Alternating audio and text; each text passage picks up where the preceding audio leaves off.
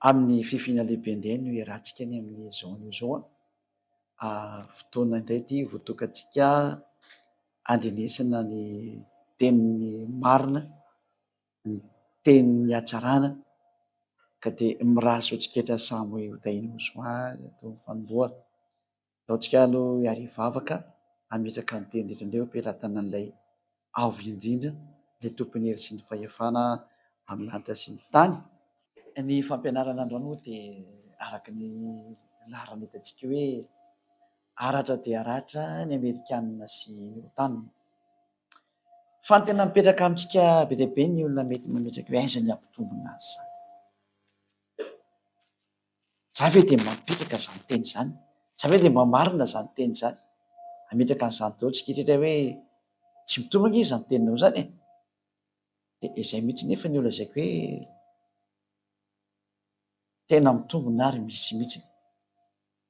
Satria hitantsika tsara nampianariko antsika tany aloha foana izay hoe maninona ho any Amerikanina sy ny Frantsay sy ny Anglisy ary manampy anazy moa izany ny Alemaina sy ny maro samihafa izay te hanampy any. Niara-niaro ny Israelianina hatramin'izay.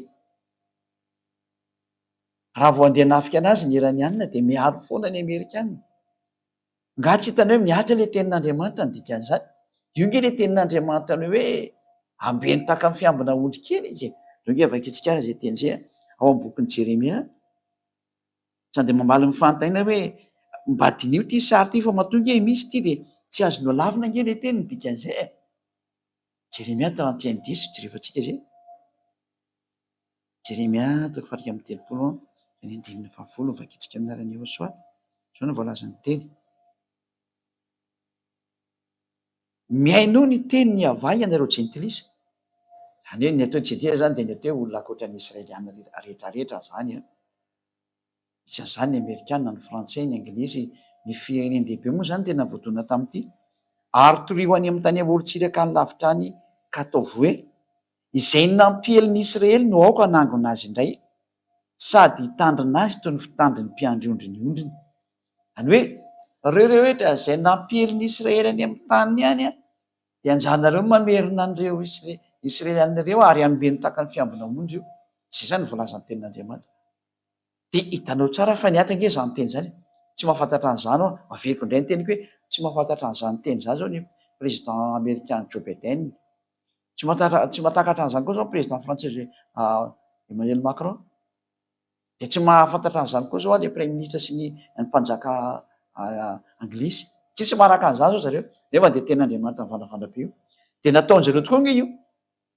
Tamin'ilay Iranianina nitifitra angamba ray volana teo izay, ray volana lasa. Hoe nitifitra misila teo amin'ny 300 teo ilay manidina ohatran'izao ty drone sy ny misila rehefa tany Ukraine. Tany Israel azafady.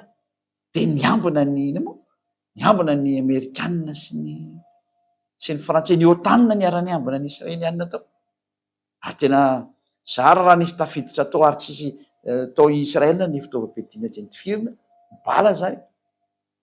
Niatra ange ilay ten'Andriamanitra hoe ambeny tahaka ny fiambina ny ondry izy, io hitantsika io. Aoka nareo hitandrina azy toy ny fiandry ny mpiandry ondry ny ondriny, nataony OTAN izany. Tanao izany fa tsy afaka miala amin'io tenin'Andriamanitra io rehetra.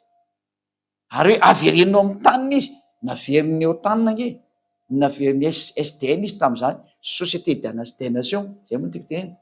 Ny Société des Nations izay ny Amerikanina lohalarana tamin'izany no namerina ny jiosy tamin'ny tanina. Izany rehetra izany dia mampiseho ny heriny sy ny fahefany dada iavavy hoe tsy misy afaka miala amin'ny teniny izany ange nareo e. Ka raha tsy nisy afaka niala tamin'ny teninareo dia iny izao ilay niakatra ho azy ny Rosianina namely ny Ukrainianina hitantsika teo. Ary tena ao anatin'ny ady mangotraka mihitsy izao. Ary raha jerevana ny sary dia miatra ny teny nambaran'ny ambassadeur-n'i Joshua izay nanirany Joshua dada iavanazy hoe teneny fa tsy maintsy miakatra ny Rosianina tany amin'ny 2003 zany. Ary izy nitarika an'izao tontolo izao mihitsy ho amin'ny famelezana ny Israelianina rehefa horiana kely io.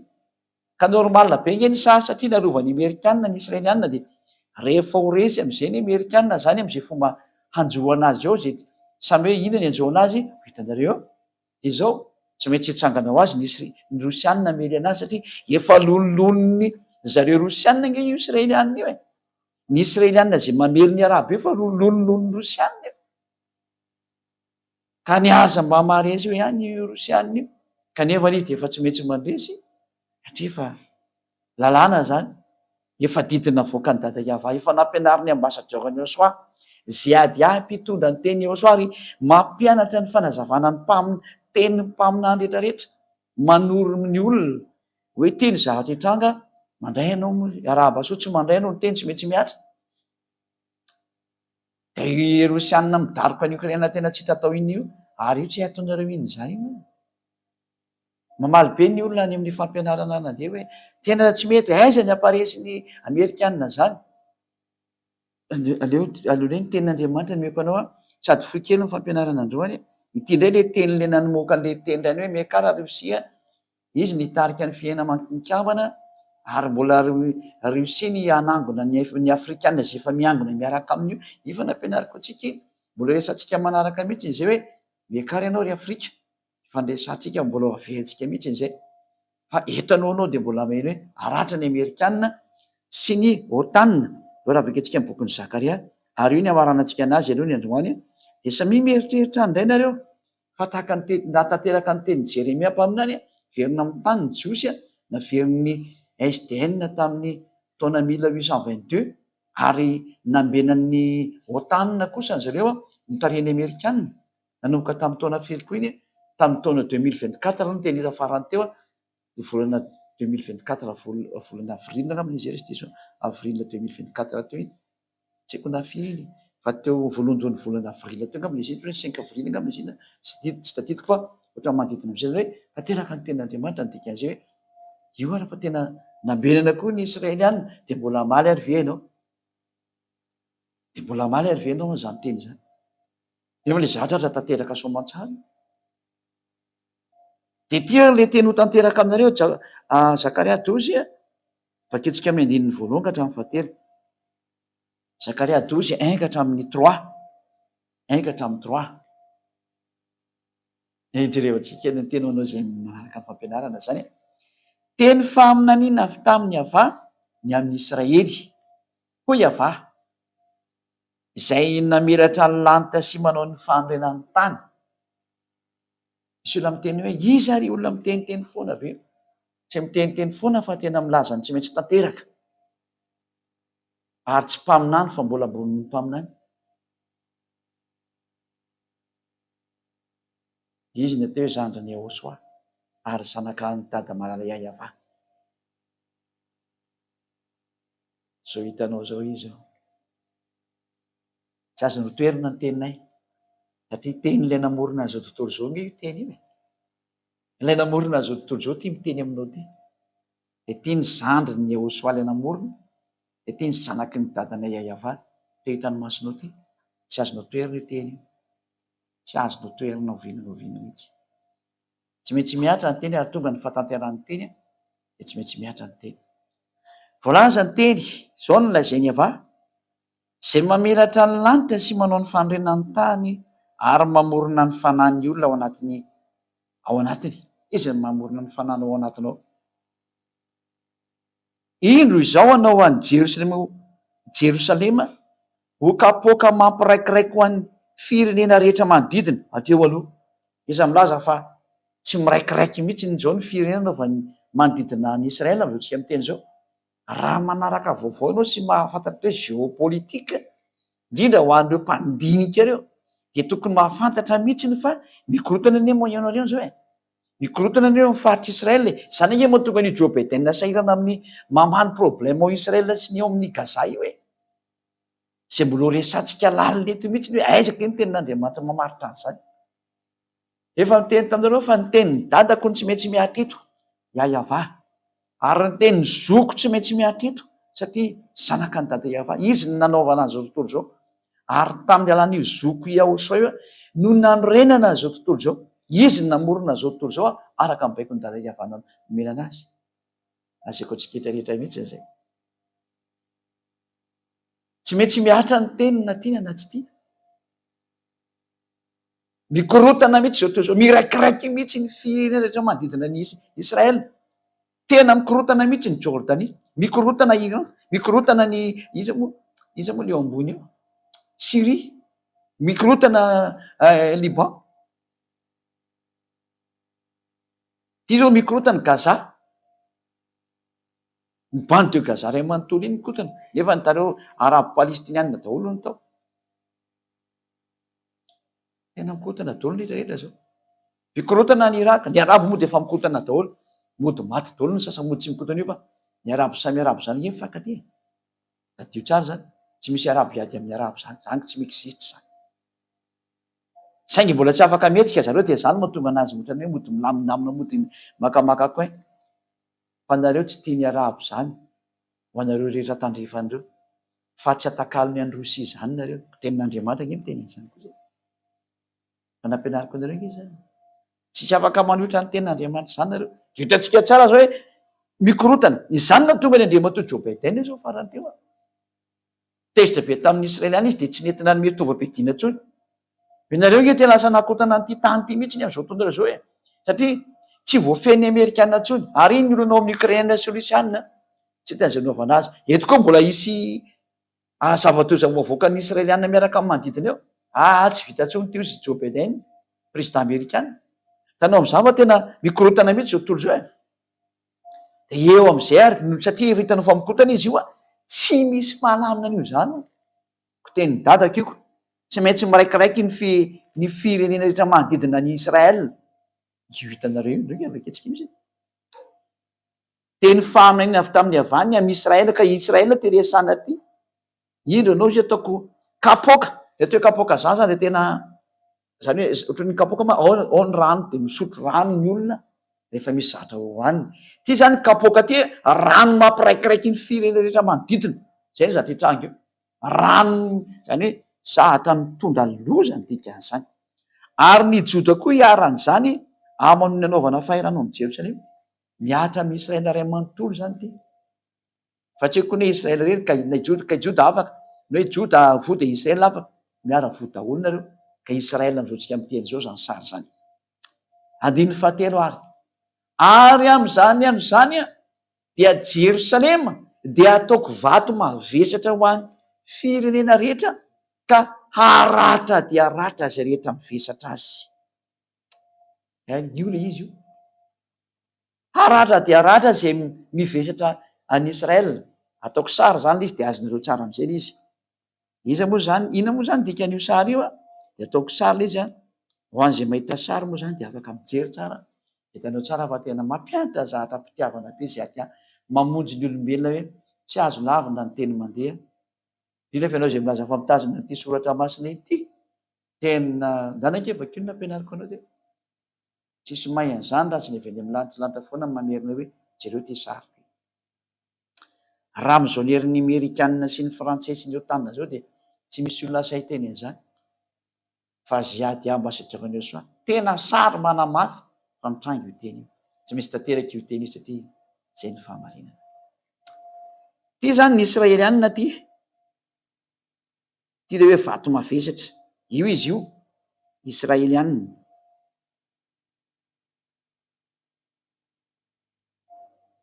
Io ny Israeliana io. Dia reto ilay mivesatra anazy. Reto ambany reto ilay mivesatra anazy. Ataontsika maitsomaitso. Reto ilay mivesatra anazy, mitaty anazy amin'ny tanany.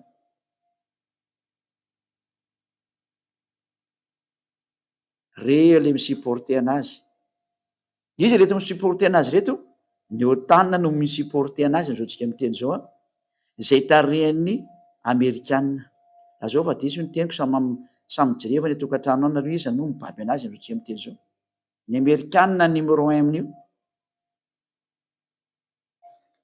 Izy numéro 1 mibaby an'io resaka Israel amin'izao tsika miteny zao.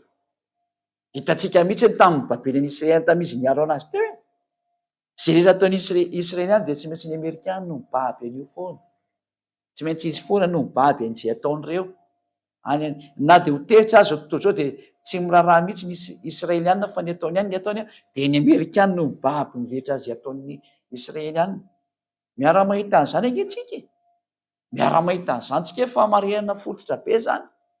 Dia izay le tenin'Andriamanitra vakitsika amin'izay rehefa tenin'Andriamanitra teo hoe haratra dia haratra ataoko ary amin'izany Jerosalema dia ataoko vato mavesatra ho an'ny firenena rehetra, ka haratra dia haratra izay rehetra mivesatra azy, ary dia ho tafango namely azy ny firenena rehetra amin'ny tany. Lôjika beko. Rehefa maratra ny Amerikanina sy ny OTAN, mamely automatique Russie ny Israel. Lôjika be efa nampianatra anareo an'izany. Zany nateo izy ady azy zany ny hosoaran-tsaina. Manambara sy mamerina ny teny rehetra miatra amin'ity tany. Tsy misy maresy an'i Russie zany nareo. Hitanareo ny toy ny teny rehefa avy eo. Hitanareo tsara ny toy ny ady rehefa avy eo. Manahoana ange ny hafaran'io ady Ukraine io? Zao faresena ho an'izao tontolo zao ny hafaran'io ady Ukraine. Resy ny Russie automatique zao tontolo zao. Hitanareo n'izy? Hoe amin'ny ahoana? Hitanareo? Tsy le hitanareo izy. Efa hoe tsisy miady aminy. Zao vakitsika amin'ny teny frantsay io, izay ny amarana antsika anazy dia amin'ny teny anglisy. Amin'ny teny hébreu moa zany. Aleotra ny rehefa tsika amin'ny teny teny zany ny voalaza hoe zafady indrindra. Amin'ny teny frantsay moa kely izy teo dia lasa nivadika teny gasy. Amin'ny teny frantsay. Jérémia, Zacharia 12. Voilà, Zacharia 12, 1 jusqu'à 3. Oracle, parole de l'Éternel sur Israël. Fanambarana zany, faminaniana. Tenin'ilay mandrakizay ho amin'ny Israël. Ainsi parle l'Éternel qui a étendu les cieux et fondé la terre. Ary dia miteny zany ilay mandrakizay zany, izay namelatra ny lanitra sy namorona ny tany. Et qui a formé l'esprit de l'homme au-dedans de lui. Ary izay nametraka ny fanan'Andriamanitra tao anatin'ny tao. Voici, je ferai de Jérusalem une coupe d'étourdissement. Ary dia ataoko vera zany tikan'izany coupe zany. Kapoaka moa filazan'ny olona azy. Dia ataoko vera tena manafanina mihitsy. Kisa moa zao tsy fanina manoloana an'Israël amin'ny faritra Israël. Pour tout le peuple d'alentour, ho an'ny vahoaka rehetra manodidina eo. Dia ny firenena manodidina eo. Fanina mihitsy ny firenena manodidina tratran'io Israël io. Mbola hazavaiko antsika daholo na tonga an'izany, fampianarana manaraka izany. Et aussi pour Juda dans le siège de Jérusalem. Ary ho tratran'izany koa izy Juda ao amin'ny foibeny ao Jérusalem zany. Manana siège ao Jérusalem zany. En ce jour-là, amin'izany andro izany, je ferai de Jérusalem une pierre pesante. Ho ataoko tahaka ny vato mavesatra be izy Israël, Jérusalem, ka Israël zany. Pour tout le peuple, ho an'ny vahoaka ho an'ny firenena rehetra, ny OTAN mihitsy moa tratran'izany. Et tous ceux qui la soulèveront seront meurtris. Ary mizany izy mibata anazy, io le sary nataoko teo hoe izay mibata anazy zany hoe manampy anazy, manampy-tosoka sy miambina sy miaro anazy, seront meurtris. Ho faty nareo. Miomana ireo tany fa maty nareo izy ny tenin'Andriamanitra. Maty nareo na tianareo sy tianareo. Et toutes les nations de la terre s'assembleront contre elle. Ary ny firenena rehetra ataoriana zany fahafatesan'ny OTAN zany dia amely anazy amin'izay ny Rosianina araka le nampianariny izay ady afona hatramin'izay. Hoe amely anareo ny Rosianina ary Israelianina miaraka amin'ny vahoaka betsaka miaraka aminy. Dia nitavaratra rehetrarehetra le nampianariko anareo farany teo.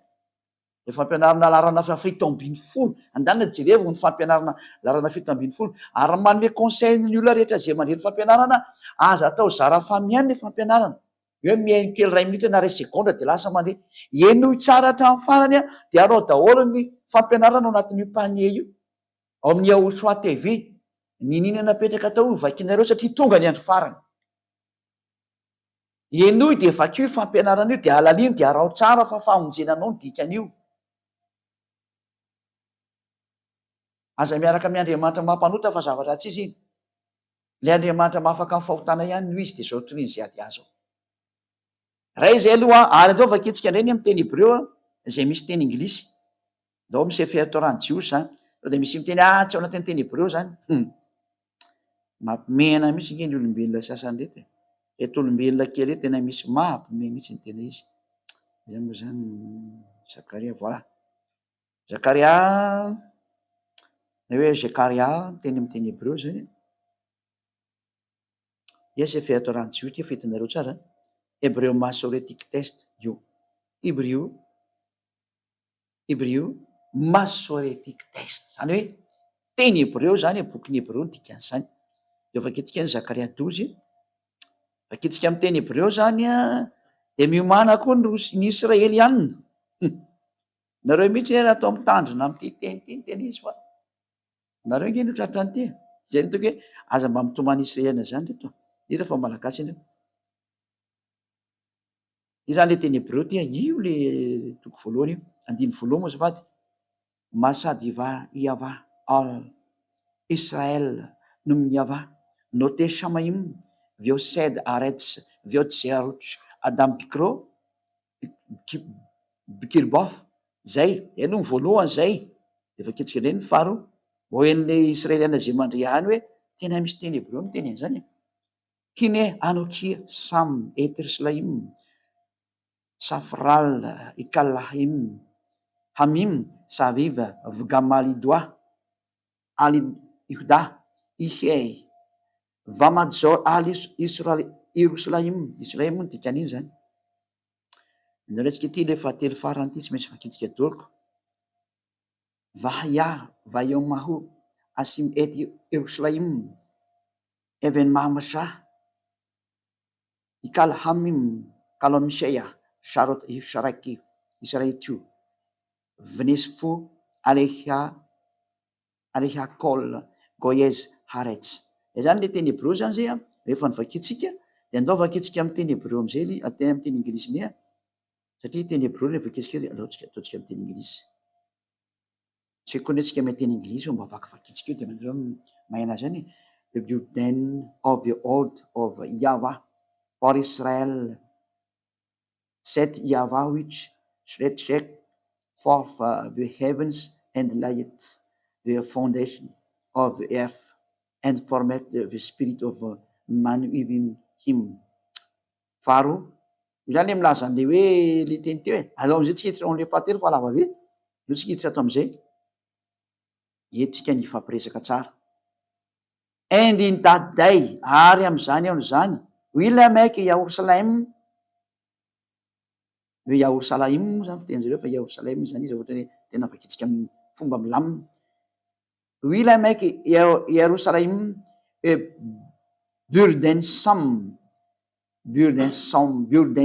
stone for all people and that burden themselves with it shall be cut in piece oy loza nge zany teny zany hoe tapatapana amin'ny piesy mihitsy noho ny reto olona mibatabatany israeliana reto zany dikan'io for all the people of the earth and gathered together against it moa zany tia ny tena important amitsika ty de burdensome any ohatrany hoe burdensome ohatrany hoe barda zany retsika amin'ny miaramety hoe barda mitondra zavatra mavesatra ka mitondra zavatra mavesatra stone zany vato be ny dikan'izany mivesatra vato be ny dikan'izany for all people zany for all people manome tamavesatra ho an'ny vahoaka mihitsiny izy ary all that burden themselves ary zay rehetra wivity ary zay mivesatra an'izany zay dikany hoe all that burden themselves zany hoe amin'ny zareo le hoe miaraka am'io rehetra people miaraka am'io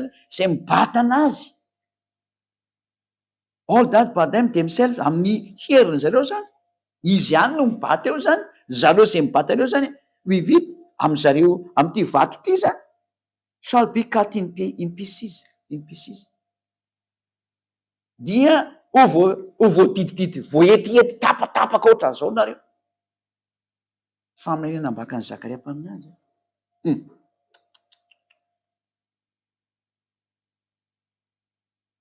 samy zany mieritreritra nareo rehetrarehetra samy mandinika tsara zany nareo atenin'Andriamanitra io sady teny anglais ny teny frantsay ny teny gasy ny teny hebreo ny ara-ny vakitsika teo fa atao amin'ny teny anglais vao nanazava an'le teny hebreo am'izay malaky tsara izy. De rehefa avy eo izy de ho avy hitangorona mely anazy daholo i contre anazy zao tontolo zao, zay le hoe all the people all the earth be gathered together against it. Hamely anazy zao tontolo zao ny dikan'izay, hamely an'Israely. De le tarika miaraka amin'ny Israely any, le mitarika miaraka amin'ny Rosia zany dikan'izay. Satria le Amerikanina voakapakapa ohatran'izao, mazava be nge ty ndova kitsiky nge teny ty. It shall be cut in pieces. Zay tena voatapatapaka mihitsy, tena pièce par pièce, ohatra hoe lasa pièce détachée zany ny Amerikanina, pièce détachée zany ny Frantsay, pièce détachée zany ny Anglisy, pièce détachée zany ny OTAN. De daholo jerevantsika ny fiafaran'izay teny zay fa zay no teny hoe fanambarana avy any amin'ny dada Yahova etiny Ziadia. Izy Ziadia zandry ny Yahoshua zany Ziadia zany. Fanambara sy mpitondra ny teny lantilanitra ary mpampiatra azy. Ary tonga tsy maintsy fampiarana zany de tsy hita hoe ataona teny dadanay izy. Tsy maintsy miatra ny teny dadako Yahova sy Yahoshua. Izy ny tompony zao tontolo zao. Izy namorona an'io de tonga ny fotoana tsy maintsy hamarina de tsy maintsy mandeha ny famarina. Tsy maintsy maratry nareo ry Amerikanina. Tsy maintsy maratry nareo ry OTAN. Ary tapatapaka mihitsy nareo zany voalaza ato. Tsy maintsy tonga aminareo zany, tonga ny fotoana tanterahana zany, tsy maintsy miatra zany. Endry mahita lozaka mery ny adala malosika avoa. Zany miantso ny olombelona rehetra zay. Miantso nareo tsy azo sakanina intsony io teny. Manatononareo any Yahoshua. Manatonona Ziadia zandry ny Yahoshua zay ny raha ny Yahoshua ary ny raha ny dada Yahova hitondra an'izao teny famonjena izao. Hamonjy anareo ny diako. Jereo zay nampianariko ao, dana jereo ny fampianarana. Miantso nareo anaraka ny fampianarana io, jereo ao anatin'ny YouTube le izy nge, ao amin'ny Yahoshua TV. Fampianarana nomboka tamin'ny numéro 1 jusqu'à hatramin'ny tsy haiko na 29 ngany androany ngany raha tsy diso, 29 ny androany. Ndana vakio. Misy teny Anglisy ao, misy teny gasy ao, misy teny Frantsay ao ary misy teny Frantsay. Samy manana ny sitany daholo reo. Manana ny chaîne ny daholo zany. Ny Yahoshua TV misy ny anglais. Ny Yahoshua TV French misy ny Frantsay, ho an'izay teny amin'ny teny Frantsay. Ny Yahoshua TV Malagasy ho amin'ny teny Malagasy ary ny Yahoshua TV Chinese ho an'ny Sinoa dia samy mijery eo daholo zany nareo. Natao zao zavatra zao hamonjena olona rehefa tonga amin'ny farany. Tena misahirana mihitsy ny Ziadia ambassadeur ny Yahoshua. Mitady ny hevitra rehetra hiantsonana nareo tena mba manapa-hevitra. Tsy voatana intsony anie io e. Mamonjeny tena nareo ry Amerikanina fa fitiavana zao teny zao. Tsy faniriana hoe ny apotika anareo ny teny eto fa tsy azo sakanina ny teny dia mamonjeny fanahy amin'izay. Vonjeo ny fananareo ry Frantsay, vonjeo ny fananareo ry Anglisy. Manatona ny Yahoshua amin'ny alalan'ny Ziadia zay ny rany tonga eto ny soloten'ny Yahoshua. Zay no mahatonga nanaraka ny hoe ambassadeur ny Yahoshua Ziadia hitonareo amin'ny écran io. Hamonjy anareo ny diako makety. Mety izy ho vonjena. Ndao any aminay, ndao any amin'ny lantilanitra misy anay zay niviako. Tany ny ainga ary heverina hitondrareo makany. Zany mahatonga an'io teny io tsy maintsy lazaina ary tonga ny fanatanterahana azy. Tsy misy zavatra azo foanana ny tenin'ny dadako Yahova. Zay nampitondraina ny Yahoshua hatrizao eton'ny Ziadia zao. Raha sotriketra samy teny Yahoshua, tonga ny fiafarana zao tontolo zao tsy azo lavina intsony ny poan'ny bomba nucléaire.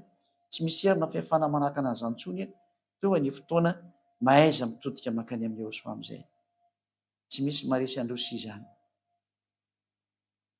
Ary tsy afaka hiady aminazy intsony ireo ry Amerikanina. Mahery loatra ireo, tsy vitanareo intsony miady amin'ireo. Raha ohatra aminareo setrasetra eo dia potika eo nareo. Tena ozy le ten'Andriamanitra eo vao tapatapaka ohatr'izao nareo fa manoro hevitra Ziadia izy miditra amin'izany. Raha azo atoro moa zany. Rehefa tsy azo atoro moa dia tsy hita izay atao fa ho an'izay azo atoro mamonjeny fanahinareo. Vonjeo ny fanahinareo dao any amin'ny Yahoshua. Fitiavana zany teny zany. Filazana ny zavatra rehetra mety hitranga, izay natao ambassadeur ny Yahoshua. Izy ny mpaminany ve ianao? Marina ihany izay teny izay aloha e. Fa mbola lehibe ny mpaminany ary zandry ny Yahoshua izy. Yahoshua ny lehibenay. Izy ny lehibe indrindra. ary ny dadany ny lehibe indrindra zany le avo indrindra zany ilay fahazavana lehibe tompon'ny fahefanany lanitra sy ny tany sy rehetra ho aminy azy ny voninahitra mandrakizay ho anao dada Maria ny voninahitra mandrakizay sy ady amankalaza farana ny teny fa dia mirahazo antsika sao samy teny ho soa ho amin'ny fitohizana amin'ny fampianarana manaraka antsika rehefa afaka azy voninahitra anao dada Maria sy ady tsy mitsahatra ny mankalaza anao azy ady tsy mitsahatra ny manome voninahitra anao sy ady tsy mitsahatra miankohaka eo alohananao lay mahery indrindra lay fahazavana lehibe sy ady tsy mitsahatra mihitsy manome voninahitra anao ary sy tsy mitsahatra mihitsy manandratra anao satria dada malalaka ianao tiako tena farany tapony tiako ianao sy ao soa sy naniraka da io zany teny zany dada Maria tsy maintsy miatra ny teninao ary fotoana ny fampiarana azy zao tonga ny fiafarahany zao tontolo zao tsy azo lavana intsony ny fatanterahany teny ary tsy misy herina fahefana mahazo manoatra an'izany intsony tonga ny fatanterahany tena tsy maintsy miatra ny teny rehetrarehetra dada Iavao sy ady mangataka arovy ny ankonanao rehetrarehetra arovy mba samy todo soany amin'ny lanitry daholo ary ireo izay mbola any ivelany afangany ny fitehany amin'ity fanjakana masina ity afangany dada Iavao afangany efa teny efa akaiky sy atombotra loatra amin'ny fotoana ianao mahalala an'izay anaovana an'izany mangataka foana sy ady avy afangany ny atongavany ny ondry kelinao atao amin'ny fanjakana masina ho voninahitra ny anaranao masina zany dada Maria iaho soaho tonga ny fatanterahany teny amarino sy amafisy daholo ny teny rehetra sy efa nomenao mba tsisy very ny reny raha tsy efa tanteraka daholo ny fahamarinana rehetra izay nampianarinao sy nambarinao ary nolazainao azy zao namafisiko sao dia izay rehetra efa notenenao zany nampitondrainao amin'ny mpaminany dia teny avy any amin'ny dada Maria Iava voninahitra ho anao dada Maria Iava voninahitra anao iaho soa arovy ny ondrikelinao rehetra izay efa tonga atao fanjakana masina iaho soa ary arovy ny olona rehetra izay mbola nifela izay mbola tsy tafiditra kefa maniry no ao aminao voninahitra anao dada Maria Iava amin'ny anarany iaho soa Alleluia amen dia mararatsika samy tainao soa ho amin'ny fitohizan'ny fampianarana manaraka ny dia veloma tompoko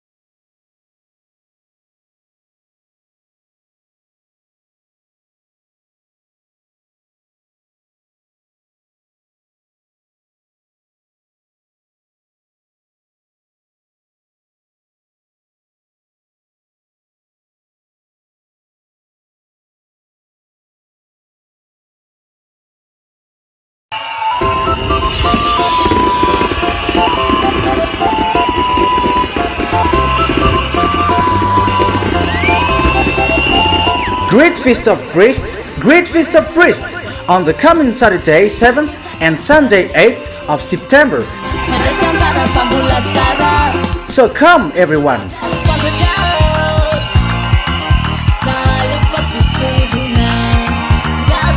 Invite all of your friends and family, and don't forget your household to glorify Father Yahweh and Yahushua, because it's gonna be a great feast.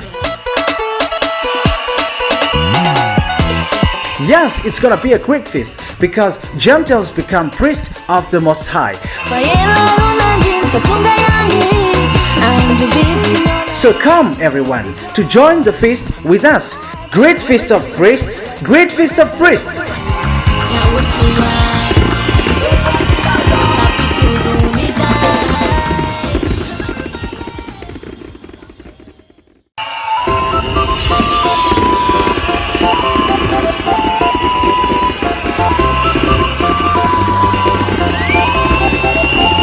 Great Feast of Priests, Great Feast of Priests, on the coming Saturday 7th and Sunday 8th of September.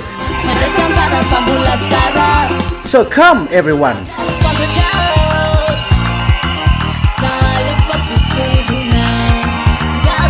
Invite all of your friends and family and don't forget your household to glorify Father Yahweh and Yahushua because it's gonna be a great feast. Yes, it's gonna be a great feast because Gentiles become priests of the Most High. So come everyone to join the feast with us. Great Feast of Priests, Great Feast of Priests.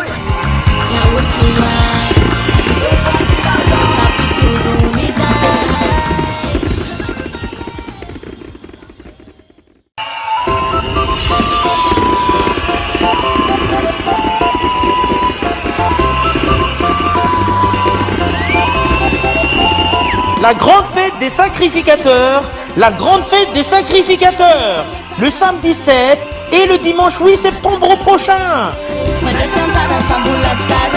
Alors, venez tous.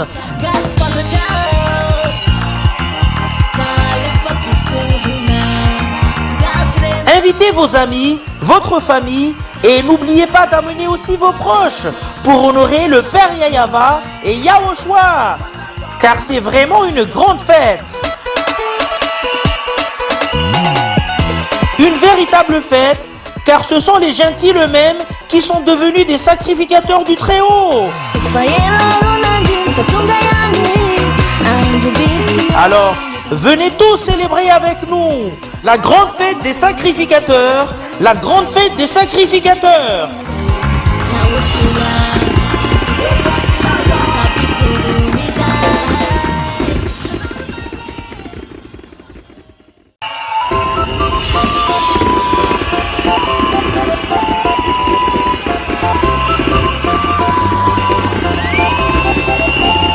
La grande fête des sacrificateurs, la grande fête des sacrificateurs, le samedi 7 et le dimanche 8 septembre prochain. Alors, venez tous.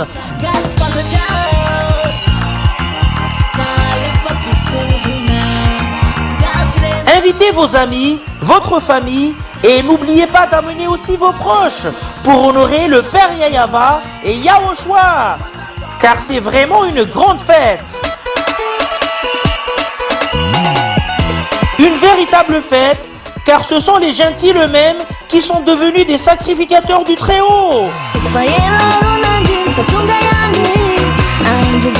Alors, venez tous célébrer avec nous la grande fête des sacrificateurs, la grande fête des sacrificateurs.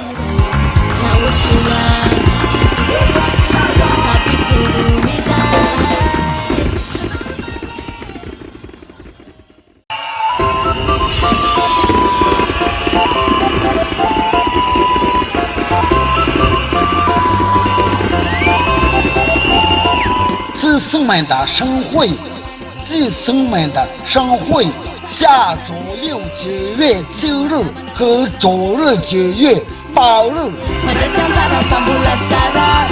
那么，请大家都来吧。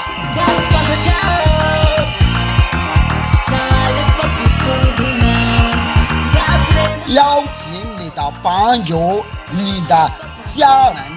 别忘了带上你所爱的人来荣耀天父亚亚法和亚乌耍，因为这真是一场盛大的派对。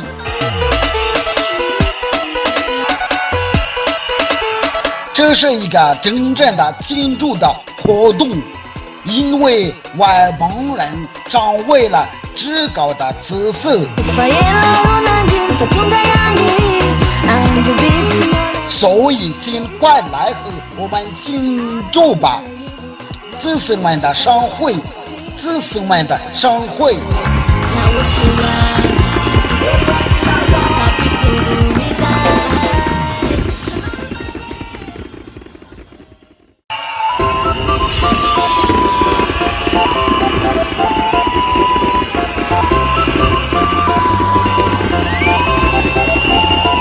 子孙们的盛会，子孙们的盛会，下周6 9月9日和周日9月8日。那么请大家都来吧。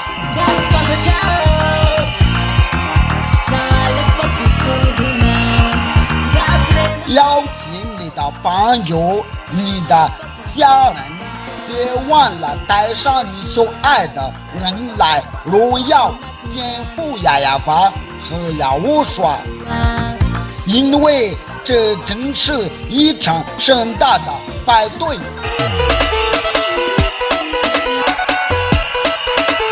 这是一个真正的庆祝的活动，因为外邦人掌握了至高的知识，所以尽快来和我们庆祝吧，子孙们的盛会，子孙们的盛会。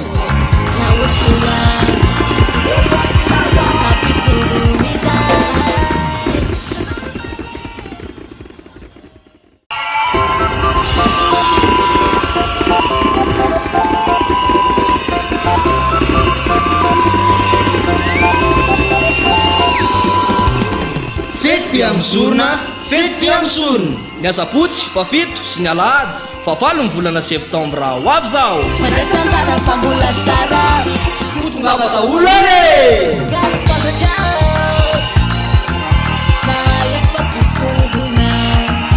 Tom daholo ary namanao, ny fianakavinao, aza dinany koa ny ankonanao amin'ny voninahitra ny dada Yavasy Yahosoa fa tena fety io Tena fety tokoa satria ny Saint-Lisa mihitsy no lasa mpisorony avo indrindra.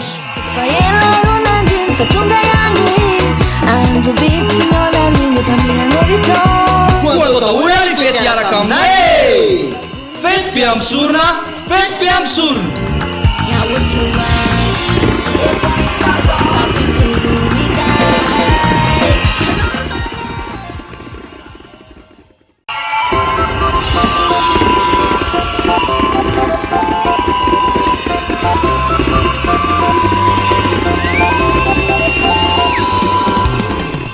Piamsorona, fety piamsorona. Ny asabotsy fa 7 sy ny alahady fa 8 ny volana septambra ho avy zao. Tongava daholo are!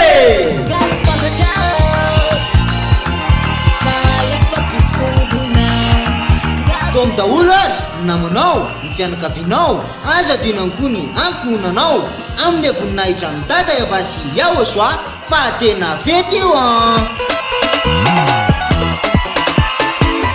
Tena fety tokoa satria ny Saint-Lisa mihitsy no lasa mpisorony avo indrindra.